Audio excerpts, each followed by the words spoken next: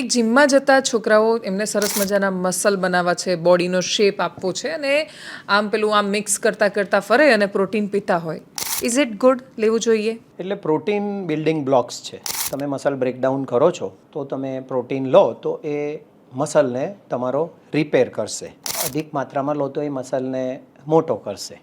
આ એક સાયન્સ છે, પણ 60% લોકોને પ્રોટીન પચતું નથી. તમારે અઢળક પેશન્ટ આવે છે જેમને પ્રોટીન નથી પચતું અને પછી પ્રોટીન લે કરવાથી એ કિડની ખરાબ કરીને આવે છે. સારા બોડી બિલ્ડર્સ અમારા ત્યાં આવે છે, કારણ કે અમે હેલ્થ ફિલ્ડમાં ખાલી રોગમાંથી બહાર કાઢવો એવું નહીં, પછી કેવી રીતના મસલ્સ કરવા કોઈ પણ ઉંમરે એની સર્વિસ આપીએ છીએ કે કોઈ પણ ઉંમરના બા દાદા પણ એના મસલ ઉપર વર્ક કરે તો જ પરત વજન ન વધે.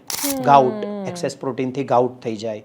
યુરિક એસિડ અને પ્રોટીન વધારે પડતું લેવાથી હાર્ટને પણ ડેમેજ થાય, હેરને પણ ડેમેજ થાય, લીવરને પણ ડેમેજ થાય.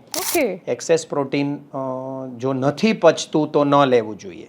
તો ઇઝી છે ને, તમે પ્રોટીન વધારે લેવાનું તમને કોઈએ સૂચન કર્યું છે તો તમે નજીકના ડૉક્ટરને ઓર કોઈનો ઓપિનિયન લો, ઓર લેબોરેટરીમાં સિરમ પ્રોટીન અને યુરિક એસિડ 500-600 રૂપિયાનું મેક્સિમમ ખર્ચ થશે, તમે કરાવી લો. એ બેલેન્સ નથી તો તમે પહેલાં પ્રોટીન લેવાનું તો બંધ કરો, સારવાર કરાવવાની પછી વાત છે.